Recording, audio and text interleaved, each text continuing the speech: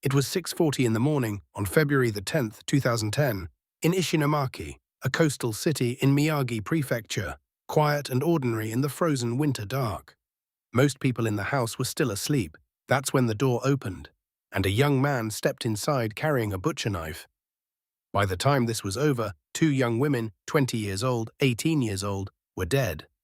A male friend was stabbed through the chest, and the person he had actually come for, the young woman he believed belonged to him, was bleeding from a leg wound as he dragged her into his car and drove away. And here's the part that makes this case more than just a violent crime story.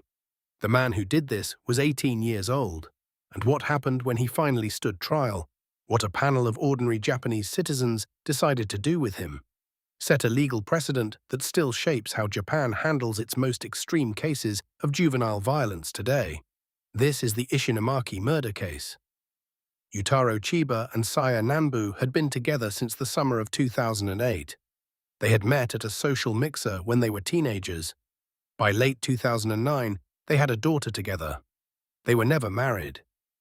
And by early 2010, it's clear the relationship had become something dangerous.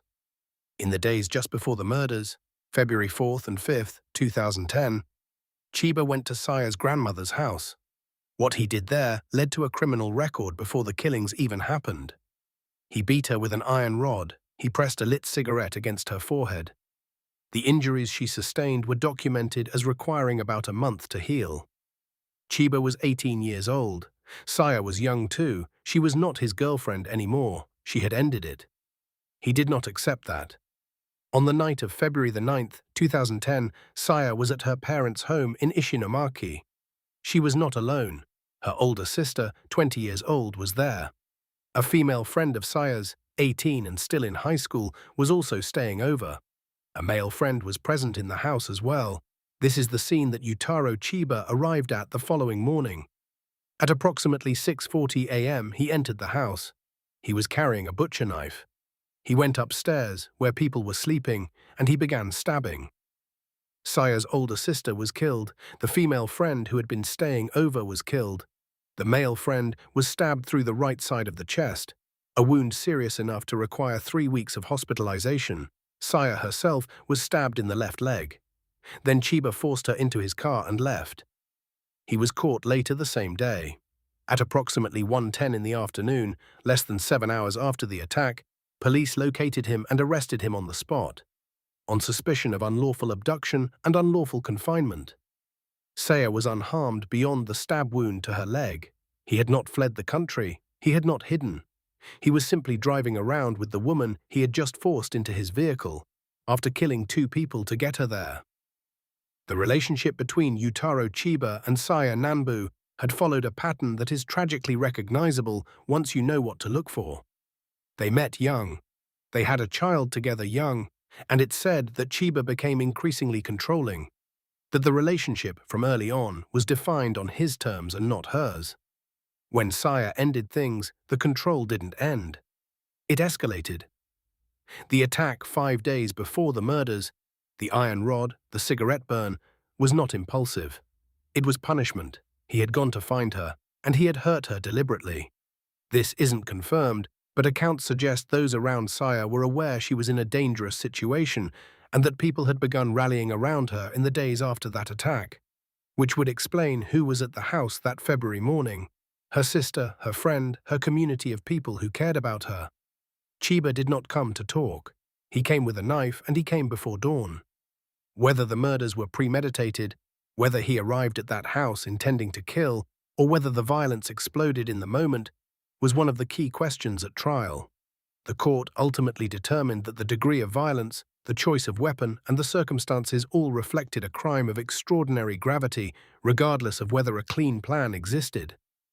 What the facts clearly show is this: Chiba had already assaulted Saya physically days before. He had a knife. He arrived at her family home in the early hours of the morning. He did not turn around when he saw people there. He stabbed 4 of them. He then took Saya and drove, and when police caught up with him, he told investigators, according to later reporting, that he had no memory of the events inside the house. Chiba's stated explanation that he remembers nothing may be genuine, or it may be an attempt to reduce culpability. Courts hear both kinds. What the evidence showed was that whatever happened in those upstairs rooms was not random. He had a target. He had a weapon. He had come because he believed Saya was his, and because people in that house were, in his mind, standing between him and her. This is the logic of possessive violence. The woman is not a person with autonomy, she is something to be reclaimed. The people around her are not human beings with their own right to safety. They are obstacles. The stabbing of 4 people, including 2 who died, fits a recognizable pattern where an abusive partner responds to separation not by accepting it, but by dramatically and lethally escalating. Prosecutors at trial said Chiba committed the killings because those present were trying to keep him from his ex-girlfriend. He did not deny the violence. He said he couldn't remember it. It's important to note that the court had before it a young man who had already been documented committing severe domestic violence just 5 days earlier. This was not a first act. It was an intensification of something that had been building and documented. What you're seeing in cases like this one is a pattern that researchers of intimate partner violence call coercive control, a sustained campaign of domination over a partner that goes far beyond a single explosive incident and operates through surveillance, physical violence, isolation, and the implicit or explicit threat that leaving will bring consequences. Now, this is not a clinical diagnosis of Yutaro Chiba. The court heard psychiatric evidence and made its own assessments. What I can say is that the behavioral profile fits something that specialists in domestic violence recognize: an escalation curve. First the relationship, then the control, then the violence, used not randomly but instrumentally to punish and reclaim. And then, when the partner has left and community support has formed around her, one final catastrophic act. The detail that haunts this case is the 5 days between the first documented assault and the murders. 5 days. During those days, Saya had been beaten and burned. Someone had presumably helped her, been with her, supported her. Those 5 days were not cooling-off time. For Chiba, it said they were something else. The period in which his sense of being denied something he believed was his reached a point he could not contain. Whether that process reflected a clinical disorder, a character shaped by circumstance, or simply a choice, that's exactly the kind of question courts grapple with, and that psychiatry can't fully answer from the outside. What the trial established was simpler and harder. 2 young women were dead. A family was shattered. A woman who had tried to leave had been forced into a car covered in blood. Chiba was 18. He was also a father. He had a daughter with Saya who would now grow up without any of the adults who were in that house. The human wreckage of this case spread across a generation. The trial of Yutaro Chiba at the Sendai District Court was conducted under Japan's lay judge system, the Saiban-in system, which had only been introduced the previous year, in 2009. For serious criminal cases, it brings together 3 professional judges and 6 ordinary citizens who hear evidence together and deliver a verdict together. The system was designed, in part, to bring community moral judgment into the courtroom. To make justice something that belonged to everyone, not just the legal profession, the panel sentenced Yutaro Chiba to death. On November 25, 2010. He was 18 at the time of the crime. He was now, barely, an adult. It was the first death sentence handed down by a lay judge panel for a defendant who had been a juvenile when the crime was committed.